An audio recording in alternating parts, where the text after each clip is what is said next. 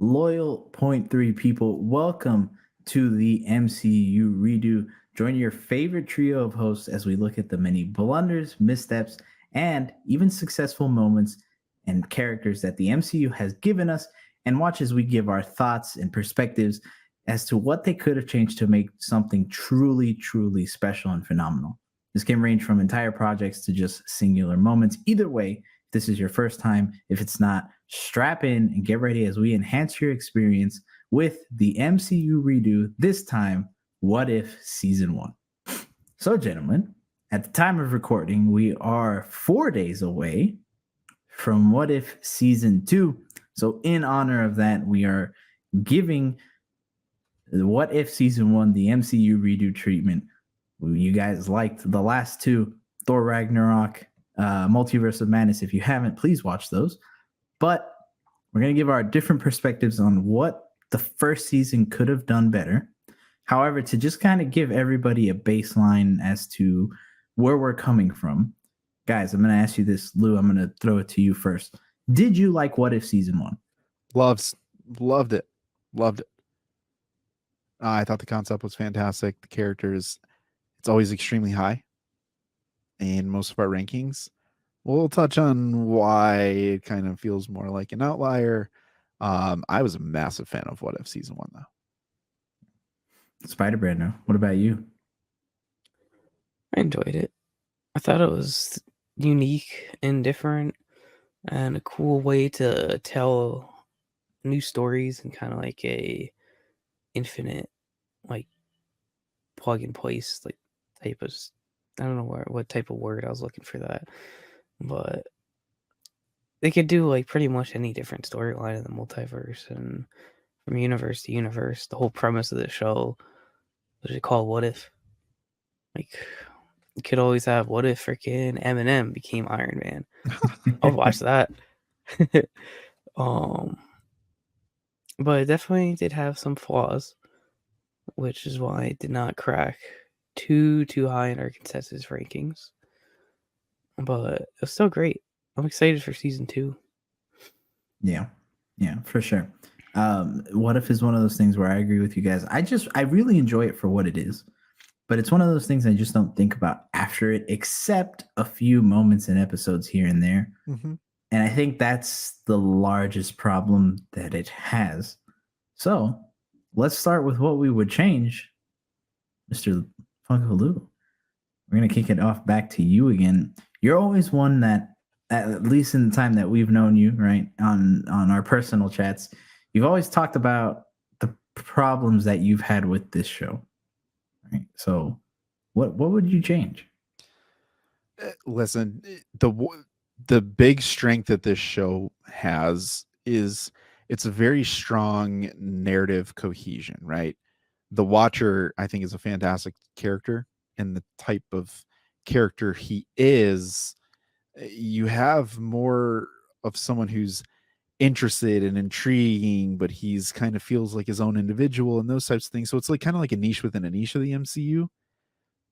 But there's no connection to the actual MCU. What they do really, really well here is connect you to existing MCU stories to kind of pull on that nostalgia, which you already know. It kind of feels connected from the standpoint of, oh, I know Captain America, but here's Captain Carter. Similar instances, but here's a slight little twist on what you saw in the MCU, which is fun. But some of the characters that they introduced, I mean, you had Captain Carter. Love me some Captain Carter. T'Challa Star-Lord, post-apocalyptic Black Widow, Supreme Strange, who's we'll get to him in a second. The zombies, Killmonger back again, Party Thor, one of the greatest villains on the MCU of all time, Infinity Ultron, and then the Watcher himself steps into the ring. So cool. But when you get done watching it, you're like, well, where is this going to go? And they're just like, what do you mean? I'm like, well, I mean, shouldn't we get like this Strange and Multiverse of Madness? And there's like, no. Shumagorath, no. But what about, no. My biggest number one gripe with this is you see the success this show had. It's very highly rated in a lot of ways. But you don't reference it or incorporate it in any fun way, especially when it's a multiversal story and now we're in a multiversal saga at this point. It should have been an easy tee up. And who's not to say that they don't do it in the future, but at the time of this recording, you have an easy bridge that you could have built, and they were like, no, let's leave that for a rainy day. That to me is like one of the most egregious things that they've done. And I don't care that it's animated. I love the fact that it's animated. But such cool characters and concepts in this that are just left on the table. And they're all like, I'm gonna throw this out here. I'm gonna tell you guys, I think that they have ace level characters that they created in What If that are sitting on the bench waiting for put me in, coach. Yeah. I agree, man. The connectivity hurts it a little bit to the point where it makes you ask, why do I need to watch this after it? You know, in 2023, if What If season 2 wasn't coming out, do you ever need to watch this again? And unfortunately, the answer is no. Like, if besides seeing a few cool moments and really cool characters, as of right now, the way it stands is absolutely not. You don't need to watch this. And for me personally, I think the start of the series also kind of hurts it a little bit, where the first episode doesn't, at least for me personally, and this is not me saying Captain Carter's a bad character. I really like her, and I agree.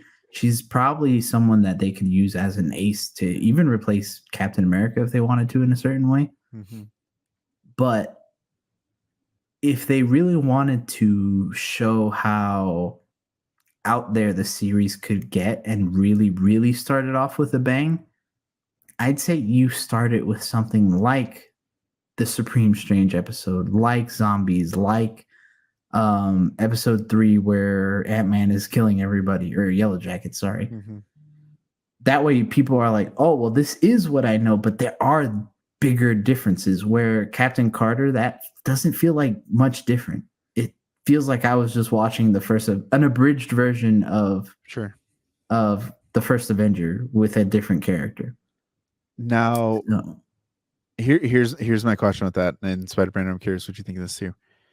In hindsight, though, do you think this concept of having 9 episodes where you really the focal point is one specific character, the Watcher is the overarching thing that's going to draw these characters together from a multiversal standpoint, someone who always wants to intervene but doesn't, but finds champions to do that on his behalf, and then you have a really, really big multiversal level villain who can eat a planet if he wants to and absolutely destroy the MCU version of the big bad.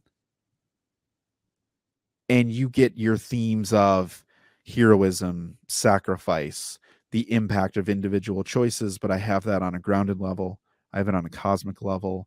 You know what I mean? Like, I don't know if I would have led with Captain Carter, but I think by the end of this, Captain Carter is a nice piece to say, it's not just animated superheroes. Like Captain Carter, Captain America, the super soldier fills that gap.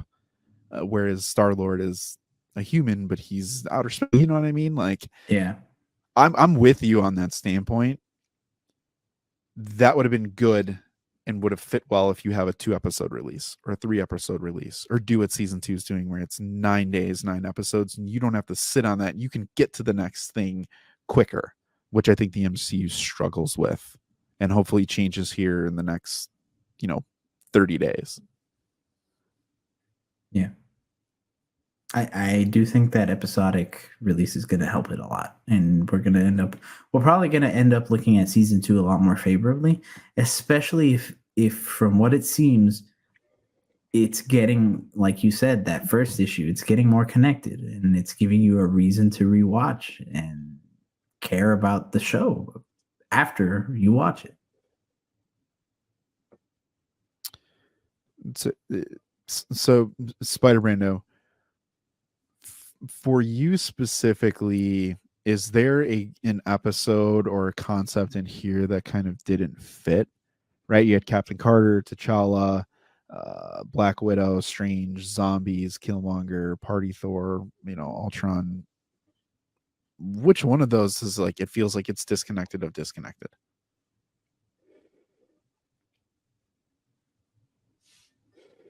Um, Because I can flat out say it's zombies for me. yeah. Where I think it would I have been was nice to leaning to lead with zombies as that. soon as you asked it, because like if people are familiar with the zombies like comic run, I heard it was pretty. I'm not familiar with it. I heard it was pretty different, right? Obviously, kind of had to be because of this whole like what if thing. Um, but it just kind of feels weird to see like superheroes and zombies. Just I feel like that would, like you said, that would have been a great first episode to show like, damn, like even zombies or even superheroes can't freaking take on zombies. See no Walking Dead out here. And especially you see superheroes turn into zombies is a cool, like, damn. They're even freaking more scarier. Yeah. If into like using powers the wrong way. But yeah, I'd go with the zombies episode. I'll say my favorite was the Doctor Strange one. That was beautiful. I held off on the show until that episode came out just to like watch it all and then just to get up to it. And oh my god. I got the glow in the dark pop for it somewhere of Supreme Strange. It's either the zombies or the Thor episode for me, where the interesting is that normally with the what if, a lot of the character motivations stay the same, and I still think that's cool, right? And I like that. I also like when their motivations change. But for example, if I look at Supreme Strange, it isn't a departure of the character. It's just his attitude if it was not checked, right? And the Thor one doesn't feel that way because in the first Thor, he isn't really a party child. He's more of a war general, someone who's angry and a little more violent, and they don't give you that in that episode. They give you someone who's just tee hee ha ha. You don't think that episode takes that a step further? Of like that Thor never really had that moment with Jane at the end where he's like doubled down and he's like, I'm going to be the hero and protector of the 9 realms, right? You have that Thor like doesn't really care and he's like, I'm just gonna party all day and all night until someone like Captain Marvel comes and smokes me. And then even still I'm like, hey, let's just have a good time. Like, I don't care. I guess. I mean, it could be. It might be two sides of the same coin. It just wasn't for me, that episode. I'll be honest. I agree. And it feels that's my least favorite episode. And the thing is, it comes at such a weird point where it comes right before the Ultron one that feels a lot more serious, even than I'd say the entire series. So it just feels weird. It's oddly placed. It's not my favorite thing. I personally would replace it with something else. I think maybe they should have put the Gamora thing here. It looks like we're getting that in season 2 though. So I don't know. Just not something that I would put in this season. I mean, here's the thing though. This show really enabled everyone who was a part of the creation of this project and each individual episode to really kind of span out and try things. And a lot of this did feel slightly experimental. But that's what I would have changed. I would have taken, it just felt like they really played this safe. And although it was cool that they did use, they reused a lot of concepts that we came to know in the MCU, so it felt good. And like, I know what that is. I don't have to go and read comics. I don't need to know this. I don't really need that much background information because by this point when it came out, the MCU hype train was still pretty high, even post COVID for a while. I feel like it's only until now that we've been kind of on the, is it question mark thing. They should have stepped out further. And that's what I really would have changed overall, is taken these characters like they did it sometimes. Yeah. Strange, they took to an extreme. Killmonger was cool, T'Challa was cool, Captain Carter was cool, Gamora was cool. Ultron. But Ultron, they really took to the next level. And if that's the Ultron that we got, man, that would have been fantastic. Yeah. I would have loved if this Ultron would have been actually the multiversal big bad. How cool would that have been? But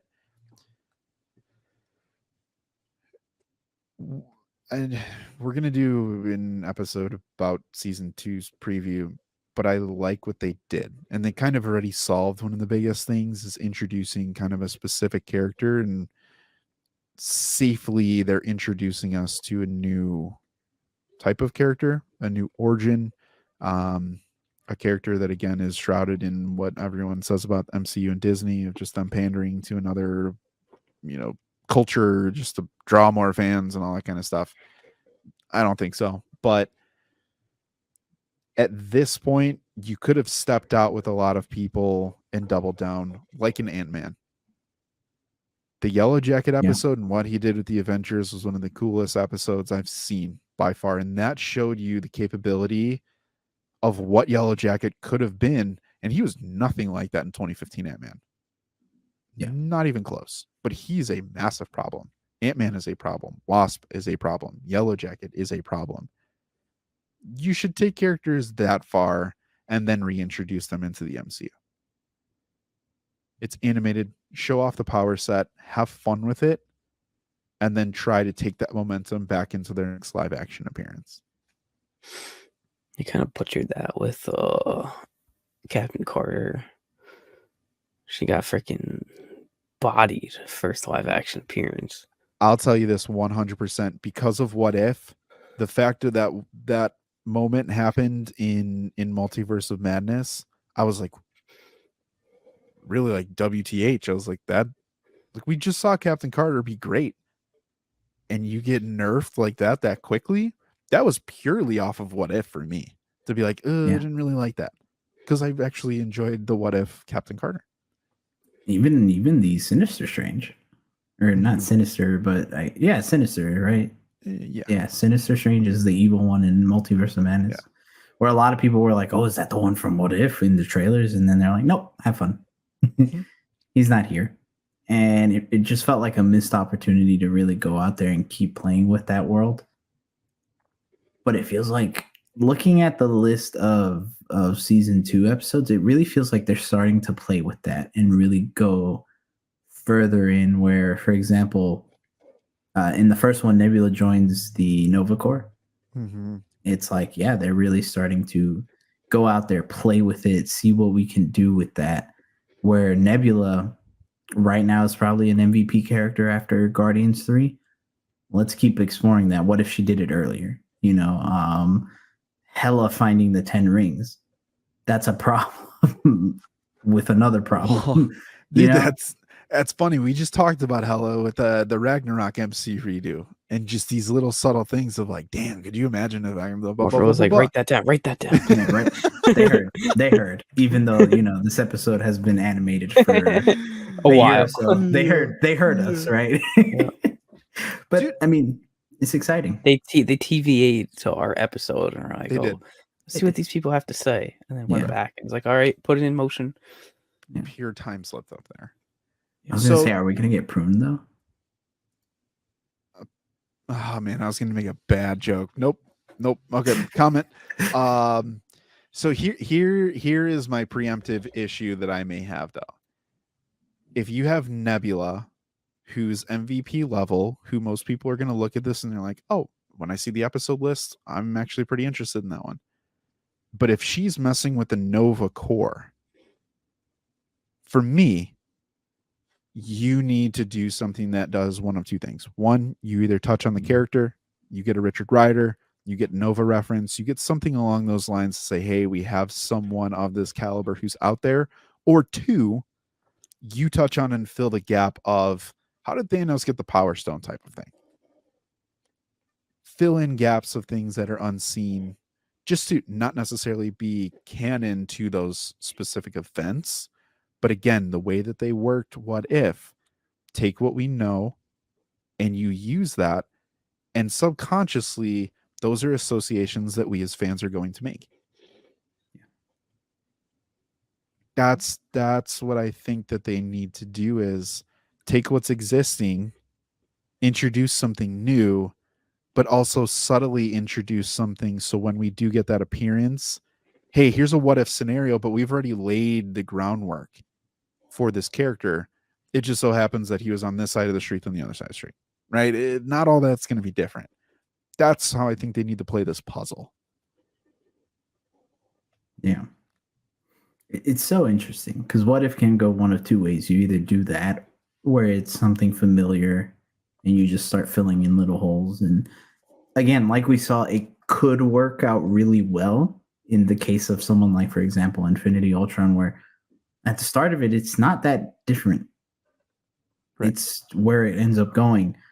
But then also, if you play it too safe, you get something like Captain Carter, where it doesn't feel like you miss out on anything. And it doesn't feel like this character, even though she is special, it might cheapen it for some people and really be like, I don't know if she's really someone I vibe with.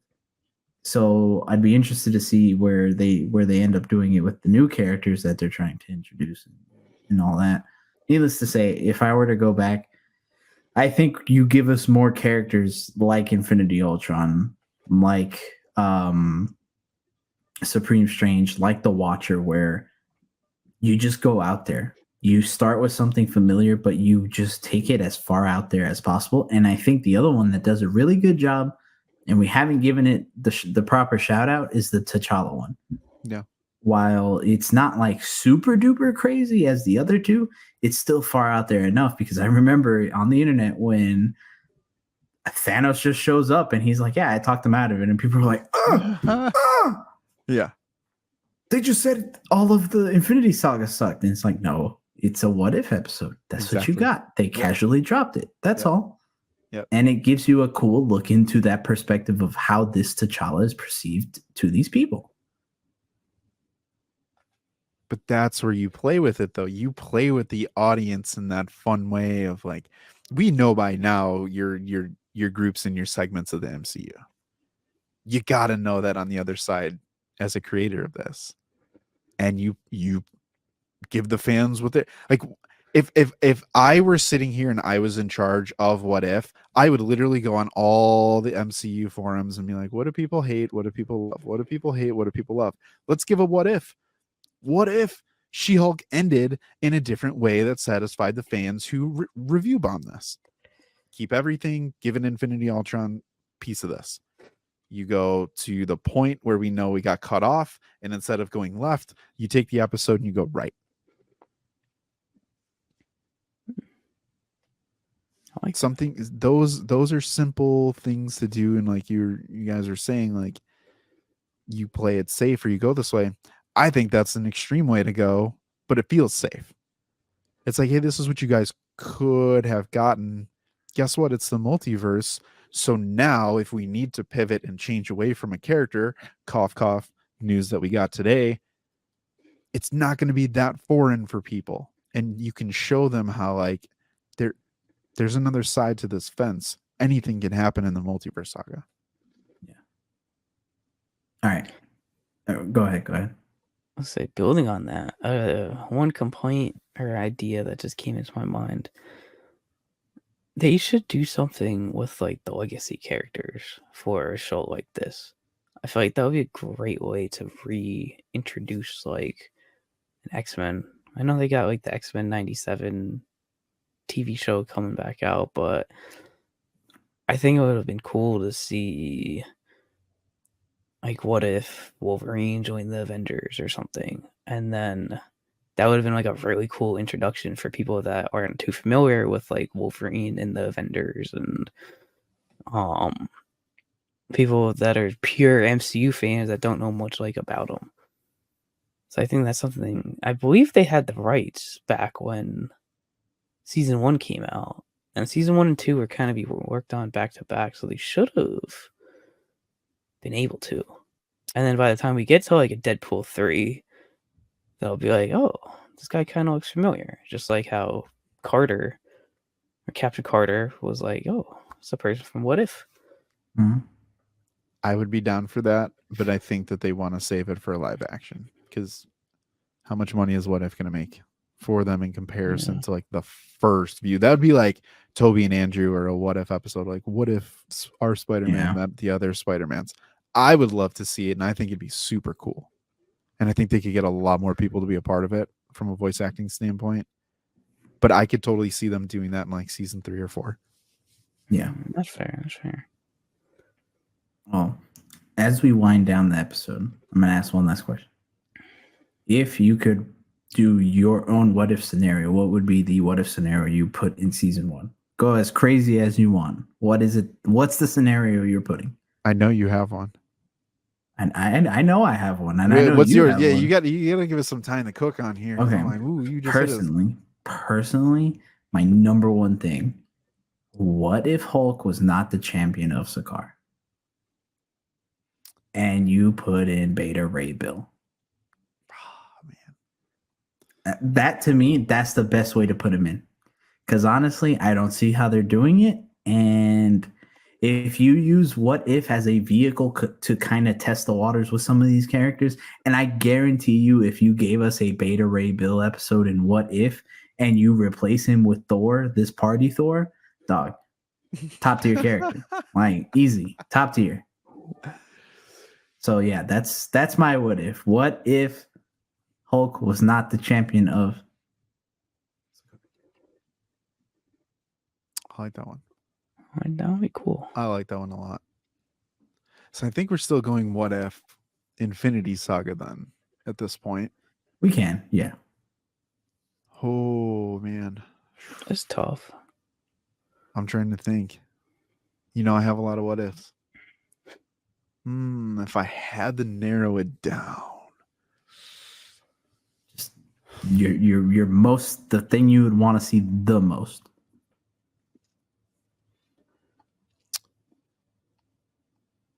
All right. Good thing we're gonna edit this. Yeah. Spider-Man, you got one? That's why I was hoping you would take as long.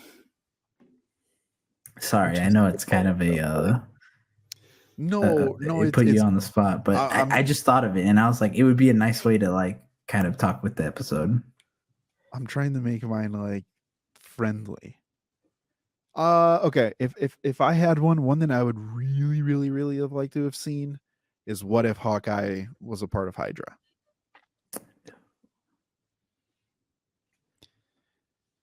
That'd be cool. In hindsight, knowing the Hawkeye series came out the way it did, and that we really didn't get too much with Black Widow and Hawkeye in the end of it, besides, you know, the Budapest stuff, and it's just like, where did that go? And it's like, nowhere. It's just kind of a thing. Nowhere. I think Hawkeye could have been a much cooler character if he wasn't corrupted by the Mind Stone, but he was like a double agent and he infiltrated S.H.I.E.L.D. and we kind of got him a part of that Winter Soldier storyline. He gets leaked. Black Widow kind of gets more intertwined with him. It runs deeper in terms of the Red and the Ledger type of thing that harkens back to their Avengers 1 interactions and all that kind of stuff. I think Hawkeye would have been a cool guy at the end of the day, especially coming from like an animated side of things. You could have played with Hydra a little bit more. Yeah. And people would have questioned him at most steps. I think I got two. One is kind of like what if the Skrulls took over pre Secret Invasion MCU coming out. Seeing like a Secret Invasion animated one would be pretty cool. But this other one that I just think I cooked up. What if Captain America was the Winter Soldier? I think that would be pretty cool. Dude, as long as it's Chris Evans. Yeah. It has to be Chris Evans. It'll be like just pretty much, or I guess it'll be kind of similar to the Captain Carter, but like, what if Bucky got the super soldier and then Chris, their oh, what the Chris Evans. No. What is Captain America's name? Steve Steve Rogers? Rogers. Oh my god, such a brain fart. And like Steve Rogers just was the one that fell off and ended up becoming the Winter Soldier. That'd be pretty cool. As long as it's Chris Evans. I need it. Yeah. I mean, we might not have to wait. I think that was hinted at, kind of. Wait, to that point, how egregious would it be for fans if they recreated the trio moment at the end of Endgame, but it was Bucky that caught Mjolnir? Would people revolt? No, I don't think so. Oh, dude. Sebastian Stan, Avengers Assemble. I don't think they'd revolt. I think that someone would be happy. There'd be a subset really happy with that. I'd be fine with that. Dude, he's the only person for me that's surviving this whole thing of like a character. I'm like, I don't know if you can really do any wrong. Like, you made it. For me, he made it out of Falcon and Winter Soldier, and I'm like, he's still a G. Yeah. 100%. I don't know.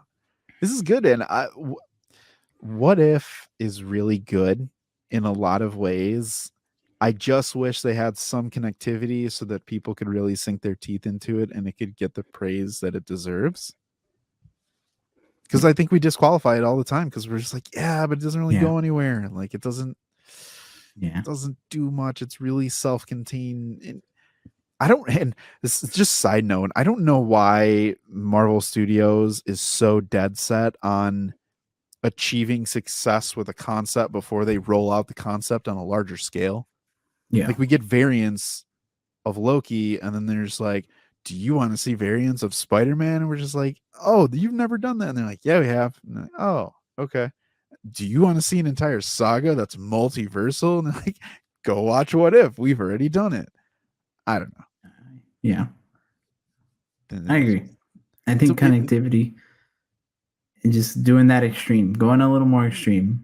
I think if you crank it, they were at like an 8. If they cranked it to 11 or 12, I think then you really get people remembering this a lot more. Because again, when we talk about it, we always talk about Strange. We always talk about Infinity Ultron, and that's really about the like mid to later half of the show.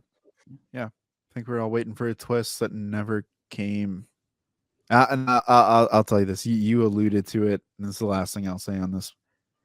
They made me really excited for Strange, and when we got Multiverse of Madness off of a multiversal show, the same freaking character, and you don't do it, that's a big like WTF. Like, why? Yeah, they're just flat on not certified. No, not certified. Where is it? Yeah. There it is. Not. Nope. I was so hoping he would be in it. So if they did connect this, and let's say he did show up, would What If be instantly higher? Like your guys' top 10? I don't know top 10, but I think for a lot of people it would be a lot higher than where it is. Yeah. Fair point. It's just got like that kind of the same weight that Werewolf by Night has. It's like, it was good, but what else is there? I don't know. On to season 2, I guess. On to season 2. We shall find out and see. Thank you for joining us on this episode of the MCU Redo What If Edition. Before we go, if you haven't already, please subscribe to us here on YouTube, follow us on our social medias, and listen to us on all your major podcasting platforms. But everybody, if you are watching What If Season 2 this Friday from the time of recording, let us know in the comments. Let us know on our social medias. Let's keep that conversation going. But until then, everybody, keep watching, keep reading,